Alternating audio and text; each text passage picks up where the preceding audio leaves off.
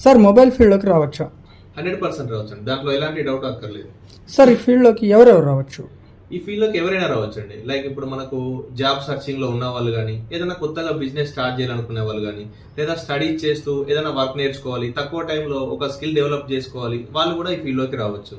And దాంతో పాటుగా మనకేమైనా పార్ట్ టైం జాబ్ చేసేవాళ్ళు, ఇంకేమన్నా అంటే పార్ట్ టైం జాబ్ చేస్తూ ఏమైనా వర్క్ నేర్చుకోవాలి అనే వాళ్ళు కూడా ఈ ఫీల్డ్లోకి రావచ్చు.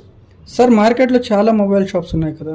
చాలా షాప్స్ ఉన్నాయి, కాదనట్లేదు. చాలా మందికి ఉన్న డౌట్ కూడా ఇదే. సో కొత్తగా మేము షాప్ పెట్టి మేము మార్కెట్లో పోటీ పడగలమా అనే డౌట్లు చాలా మందికి ఉన్నాయి. కానీ మార్కెట్లో జరిగేది ఏంటంటే చాలా మంది డిస్ప్లేలు మాత్రమే వేస్తారు.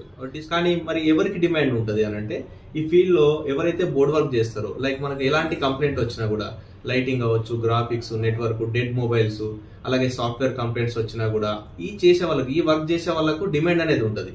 సో వీళ్ళకు యాక్చువల్గా చెప్పాలంటే కాంపిటేటర్స్ అప్పుడు ఈ షాప్ వాళ్ళు ఎవరు, యాక్చువల్గా ఆ షాప్ వాళ్ళే వీళ్ళకి కస్టమర్లు అవుతారు. ఎవరైతే బోర్డ్ వర్క్ చేస్తారో వాళ్ళకి కస్టమర్లు వచ్చేసి మిగతా షాప్ వాళ్ళే వీళ్ళకి కస్టమర్లు అవుతారు. ఈవెన్ చెప్పాలి అని అంటే, మీకు బోర్డ్ వర్క్ నేర్చుకున్న వాళ్ళకి ప్రజెంట్ ఉన్న సిచ్యువేషన్లో, ప్రజెంట్ అనే కాదు మీకు ఫ్యూచర్లో కూడా ఈ మొబైల్స్ అనేది ఎప్పుడు ఉండే ఫీల్డ్ ఇది.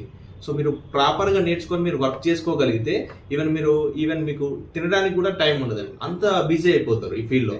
ఎలాంటి కంప్లైంట్స్ వచ్చినా దాన్ని రిపేర్ చేస్తూ మనం నేర్చుకోగలిగి, ఏ కంప్లైంట్ అయినా మనం సాల్వ్ చేస్తూ డెడ్ మొబైల్తో సహా రిపేర్ చేయగలిగితే ఈ ప్రజెంట్ కాదు అసలు ఎప్పటికైనా ఈ ఫీల్డ్లో మనం ఎప్పుడైనా ఉండొచ్చు.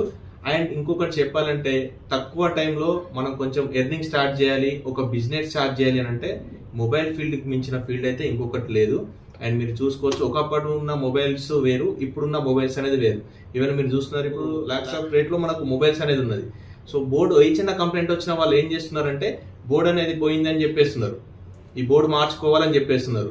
ఈవెన్ మీరు సర్వీస్ సెంటర్స్ వాళ్ళకి వెళ్ళినా కూడా అక్కడ ఏం జరుగుతుంది అంటే, బోర్డులో కంప్లైంట్ ఉంది, బోర్డు పోయింది, మీరు ఇంకో కొత్త బోర్డు మార్చుకోవాలని చెప్తున్నారు. కానీ మన దగ్గర, మన ఇన్స్టిట్యూట్లో మనం ఏం నేర్పిస్తాం ఆ కంప్లైంట్ ఎక్కడుంది బోర్డులో, అంటే ఎందుకు డెడ్ అయింది మొబైల్, లేదా ఈ కంప్లైంట్ ఎందుకు వచ్చింది, ఎగ్జాక్ట్లీ ఆ ప్రాబ్లం ఎక్కడుందో ట్రేస్ చేసి దాన్ని ఎలా రిపేర్ చేయాలని నేర్పిస్తాం.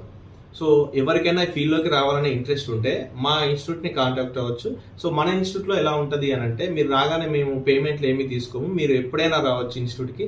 వచ్చిన తర్వాత మీరు ఎన్ని రోజులైనా క్లాసెస్ వినండి, విన్న తర్వాత మీకు అర్థమవుతుంది నేను ఈ ఫీల్డ్లో నేను చేయగలుగుతాను అని అన్నప్పుడు మాత్రమే మీరు అమౌంట్ పే చేయొచ్చు. అప్పటి వరకు మీరు ఎలాంటి ఛార్జెస్ పే చేయాల్సిన అవసరం లేదు.